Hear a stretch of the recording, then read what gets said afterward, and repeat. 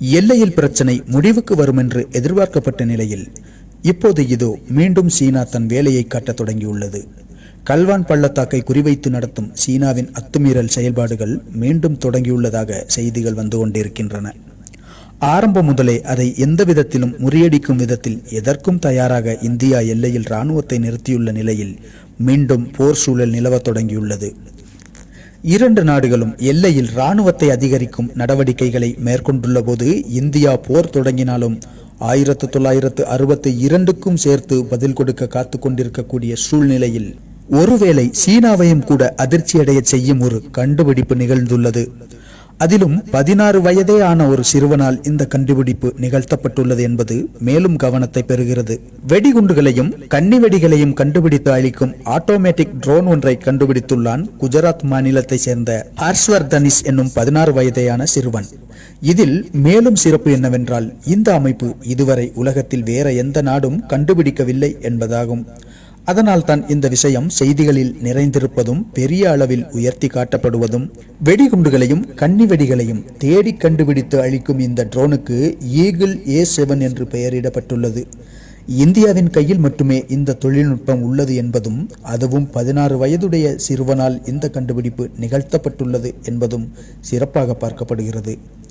குறிப்பாக இந்தியாவிற்கும் சீனாவிற்கும் இடையில் மோதல் போக்கு நிலவக்கூடிய நிலையில் இந்த கண்டுபிடிப்பு மிகுந்த கவனத்தை பெறுகிறது. பெரும் மாற்றங்களுக்கு காரணமாக அமையப்போகும் அது இப்போது இந்திய இராணுவத்தால் அங்கீகரிக்கப்பட்டுள்ளது. அதோடு உடனே இராணுவத்தில் இணைப்பதற்கான வேலைகளும் மும்முரமாக நடந்து வருகின்றன.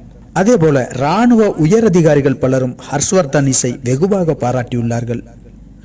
மல்டி ஸ்பெஷல் மைன் டிடெக்டர் ட்ரோன் இது என்பது முக்கியத்துவம் பெறுகிறது. இந்த விஷயத்தை முதலில் ANI தான் வெளியிட்டது. அதன் பின்னர் இராணுவ அதிகாரிகள் விவரம் அறிந்து சிறுவனை வரவழைத்து ட்ரோன் பற்றிய விவரங்கள், தொழில்நுட்பம் பற்றி அனைத்து விஷயங்களும் கேட்டு அனுமதித்ததோடு சிறுவனின் கண்டுபிடிப்பில் ஆச்சரியப்பட்டுள்ளார்கள். இந்தியா சீனா போர் மூண்டால் பயன்படுத்த முடியும் என்பதால் இது ஒரு உன்னதமான கண்டுபிடிப்பாக பார்க்கப்படுகிறது. ஒருவேளை சீனர்கள் இந்திய எல்லைக்குள் ஊடுருவி இருந்தால் இந்திய இராணுவத்தால் திருப்பி அனுப்பப்படும் போது திரும்பி செல்லும் வழியில் அவர்கள் கன்னிவெடிகளை வைத்துவிட்டு போகும் வாய்ப்புகள் உள்ளதால் அப்படி சூழ்நிலையில் அவற்றை கண்டுபிடித்து அழிக்கும் பணியில் இது பெரும் பங்காற்றும் என்பது குறிப்பிடத்தக்கது.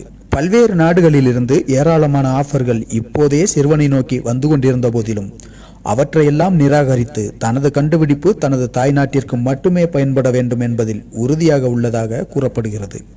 சொந்த நாட்டிற்கும் சொந்த நாட்டின் இராணுவத்திற்கும் வேண்டி தனது கண்டுபிடிப்பை சமர்ப்பிப்பதாகவும் எங்கிருந்து எவ்வளவு பணமோ ஆஃபர்களோ வந்தாலும் தரப்போவதில்லை என்றும் கூறியுள்ள 16 வயதேயான சிறுவன் ஹர்ஷ்வர்தனிஸின் பக்குவத்தை பார்த்து இந்தியா முழுவதிலும் இருந்து பெருமையோடு பாராட்டுகள் குவிகின்றனவாம். 1962 போதுமான ஆயுதங்களோ கட்டமைப்புகளோ இல்லாத சூழ்நிலையில் கூட தமது வீரத்தை காட்டி உலகை அதிரச் செய்த நமது இராணுவ வீரர்கள் இன்று எத்தனையோ கண்டுபிடிப்புகளையும் ஆயுதங்களையும் கொண்டுள்ளதோடு உலகில் எவருக்கும் இல்லாத தேசப்பற்றும் வீரமும் தைரியமும் கொண்டு ஓட விரட்டுவார்கள் என்பதில் சிறிதும் சந்தேகமில்லை. அதற்கு